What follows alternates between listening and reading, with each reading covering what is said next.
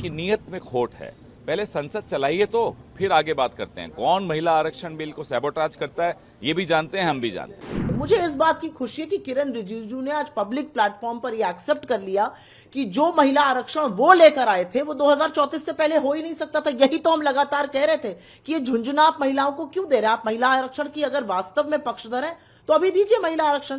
कि ये भारतीय जनता पार्टी की न नीत है और न ही नियत है महिला आरक्षण को देने की। कहाँ लिखा है संविधान में कि आपको डिलिमिटेशन के बाद महिला आरक्षण देना है? संघ की मानसिकता ये है। संघ में क्या सिखाया जाता है? संघ में यही तो सिखाया जाता है कि जिस संस्थान में महिलाओं की एंट्री नहीं है, क्या वो महिलाओं के हक की बात कर सकता है? बहुत सारे बीजेपी के आजकल मैं महिला नेत्री देख रही हूं जो कह रहे हैं कि भाई हम मॉडरेट हिंदू से संघी हिंदू बनना चाहते हैं।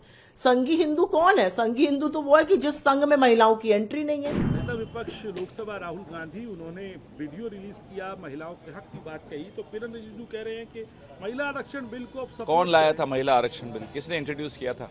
2012 में सोनिया जी ने इंट्रोड्यूस किया था। इनकी नीयत में खोट है।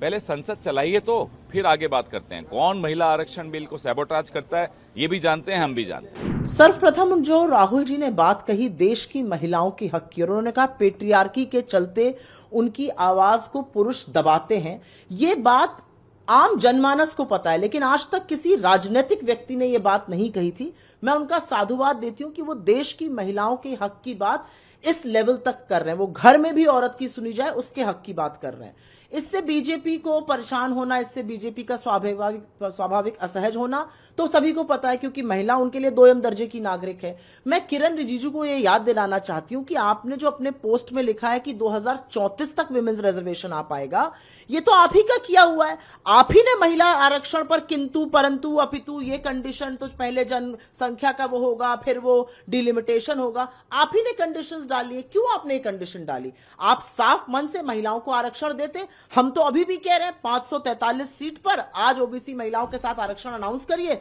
हम पूरा समर्थन आपका करेंगे। आप कहते हैं नहीं, जब 840 हो जाएंगे तब हम आरक्षण के बारे में सोचेंगे, तब हम आपको आरक्षण देंगे।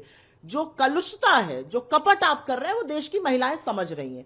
उनके पीछे छिपकर देश को विभाजित करने के लिए जो आप डिलिमिटेशन की प्रक्रिया करना चाहते हैं वो हर महिला समझ रही है। महिला जानती है कि उनके हक की लड़ाई कांग्रेस पार्टी लड़ रही है। महिला जानती है कि आरक्षण उसको आप आज दे सकते थे, 2014 के बाद किसी भी दिन दे सकते थे, आपने नहीं दिया, उसमें तमाम कंडीशंस लगाई हैं। मुझे इस बात की खुशी है कि किरण रिजिजू ने आज पब्लिक प्लेटफॉर्म पर यह एक्सेप्ट कर लिया कि जो महिला आरक्षण वो लेकर आए थे वो 2034 से पहले हो ही नहीं सकता था। यही तो हम लगातार कह रहे थे कि ये झुंझुना आप महिलाओं को क्यों दे रहे हैं। आप महिला आरक्षण की अगर वास्तव में पक्षधर है तो अभी दीजिए महिला आरक्षण। 2023 में उन्होंने दिया होता, 2024 में महिलाएं भर भर के आती पार्लियामेंट। आपने क्यों नहीं किया? क्योंकि आप महिलाओं को बराबरी का हकदार, हिस्सेदार नहीं समझते। आप महिलाओं को दोयम दर्जे का नागरिक समझते हैं।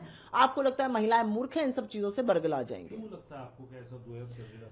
क्योंकि आरएसएस से प्रेरित हैं ये लोग। संघ की मानसिकता ये है। संघ में क्या सिखाया जाता है? संघ में यही तो सिखाया जाता है कि जिस संस्थान में महिलाओं की एंट्री नहीं है, क्या वो महिलाओं के हक की बात कर सकता है? बहुत सारे बीजेपी के आजकल मैं महिला नेत्री देख रही हूं जो कह रहे हैं कि भाई हम मॉडरेट हिंदू से संघी हिंदू बनना चाहते हैं।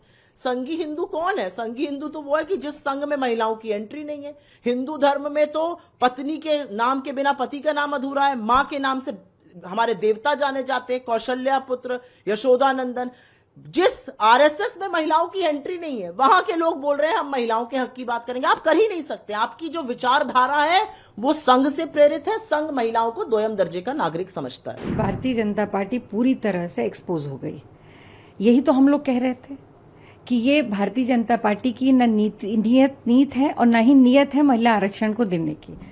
कहाँ लिखा है संविधान में कि आपको डिलिमिटेशन के बाद महिला आरक्षण देना है? ये कहीं नहीं लिखा।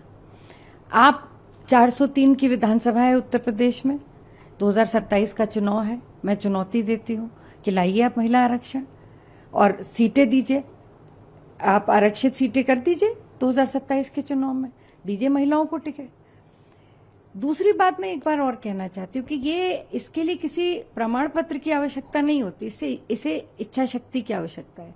इसी उत्तर प्रदेश में 2022 के चुनाव में हमने बिना महिला आरक्षण के 40% महिलाओं को टिकट दिया था, प्रियंका गांधी जी के नेतृत्व में। तो हमें ये हमारी इच्छा शक्ति थी। और कांग्रेस पार्टी हमेशा से महिला सशक्तिकरण की बात नहीं करी है, हमने करके दिखाया है। इस देश को पहली प्रधानमंत्री महिला इंदिरा गांधी कांग्रेस पार्टी ने दी। इस देश की पहली प्रेसिडेंट महिला प्रतिभा पाटिल कांग्रेस पार्टी ने दी। इस देश की पहली महिला स्पीकर मीरा कुमार कांग्रेस पार्टी ने दी। जिस उत्तर प्रदेश से मैं आती हूं, उस उत्तर प्रदेश में पहली महिला मुख्यमंत्री सुचेता कृपलानी भी कांग्रेस पार्टी ने ही दी। और मुझे गर्व है कि आज विधानमंडल दल के नेता के रूप में पार्टी ने मुझे चुन करके वहां भेजा है। ये मेरे लिए गर्व की बात है।